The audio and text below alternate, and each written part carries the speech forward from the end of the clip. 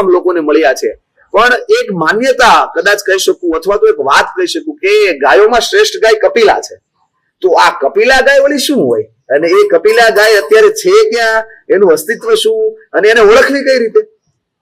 મનીષભાઈ, ગાય જ સર્વશ્રેષ્ઠ. વાહ, સરસ.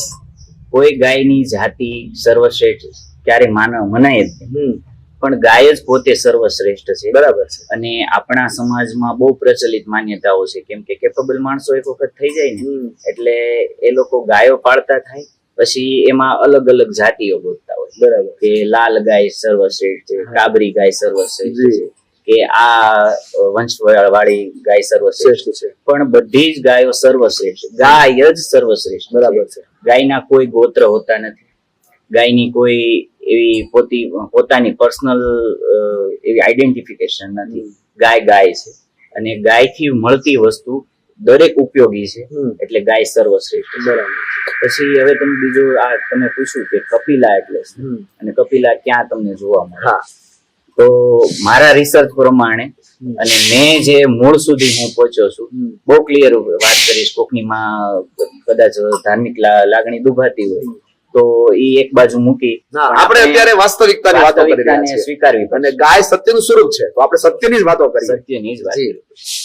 કપિલા ગાય છે એના બે અત્યારે ઉદાહરણ લોકો લઈ રહ્યા છે, કે કાળી ગાય ને કપિલા કાળી ગાય ને કપિલા કહેવાય, સુવર્ણ કલર હોય તો એને સુવર્ણ કપિલા કહેવાય. પણ મારા મત મુજબ કપિલા એટલે કાળી ગાય નહીં, કપિલ ઋષિના જે વંશજની ગાયો હતી અને કપિલા કહેવાતી. બરાબર છે. હાલના સમયમાં પુણે થી આગળ જઈએ ત્યાં કપિલ ઋષિનો આપણને ઇતિહાસમાં એમ મળે છે, ત્યાં અત્યારે એનો આશ્રમ હતો અને ત્યાં એ લોકો ગાયો રાખતા.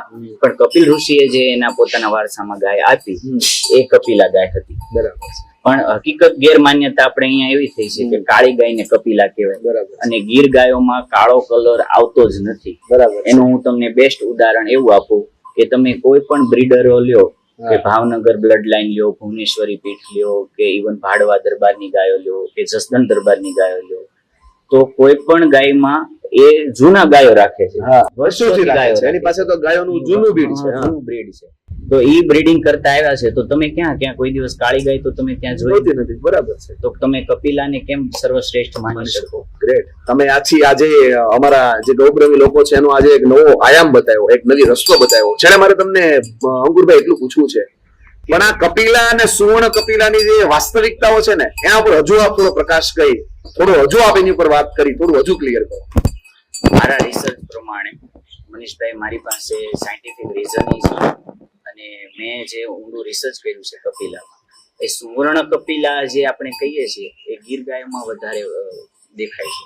કે જે વ્હાઈટ ભૂરાશ પડતી જે ગાયો થઈ જાય એને લોકો સુવર્ણ કપિલા કહે છે. એના શીંગ હોય આરસની પટ્ટી જેવા હોય, પછી એના નખ એટલે પગની ખુરી, જેને આપણે પગના ડાબા કહેતા હોઈએ, એ ખરિયા કહેતા હોય, એ સુવર્ણ કલરના હોય. પછી એની પાપણો ભૂરા કલરની હોય, એનું પૂછડું હોય ભૂરા કલરનું હોય. પણ હકીકત એ સુવર્ણ કપિલા નથી. એને આઈડેન્ટિફિકેશન કરીએ તો એ ગાય આલ્બ્યુમિનો નામના રોગથી સંક્રમણ છે. બરાબર છે. એને સંક્રમિત ગૂગલમાં રિસર્ચ જોઈ લો તો તમને ખબર પડી જાય કે આલ્બ્યુમિનો નામનો રોગ થવાથી માણસમાં ભૂરાશ પડતા માણસો પેદા થાય. બરાબર. કે જ્યારે ડીએનએ ડિફેક્ટિવ થાય ત્યારે આ રોગનું સંક્રમણ વધે અને સુવર્ણ કપિલા ગાય પેદા થાય છે, બચ્ચું પેદા થાય છે. એટલે સુવર્ણ કપિલા જેવું કઈ કપિલાની કોઈ જાતિ હોતી નથી. અને પ્લસ બીજું એ કહું કે કાળી જે ગાય છે એને તમે વારસાગત તમે જોવો અને ડીએનએ આઈડેન્ટિફિકેશન કરો તો ડીએનએ માં તમને ચોક્કસ આવશે HF હોલેસ્ટિયનની જે જાતિ છે કાળા કલરની. તો કાળા કલર માંથી ગીર કલર ક્રોસ થયો હોય તો ત્યારે કાળી કપિલા બને છે. પ્લસ કાંકરેજ ગાયમાં આખો મૂંઝળો કલર કહેવાય છે, કે જે સમય સાથે બદલાતો હોય, કે વાતાવરણની ચેન્જીસ આવે એટલે વાતાવરણની સાથે ગાય કલર બદલાશ કરે. બરાબર છે. એટલે કાળો કલર જે છે મૂંઝળો કલર એ ગીરમાં કાંકરેજમાંથી આવી શક્યો હોય. એટલે આ વાસ્તવિકતાને આપણે સમજવી પડશે. સાચી વાત છે. એટલે કોઈ સ્પેસિફિક ગાય ઉપર કોઈ થોપ ના લગાવી શકે કે કાળી કપિલા ઇઝ ધ બેસ્ટ. એનું દૂધ સેમ જ હોય છે. મેં તો દૂધના રિપોર્ટ જોયેલા છે અને મેં પ્રેક્ટિકલ કામ કરેલું છે.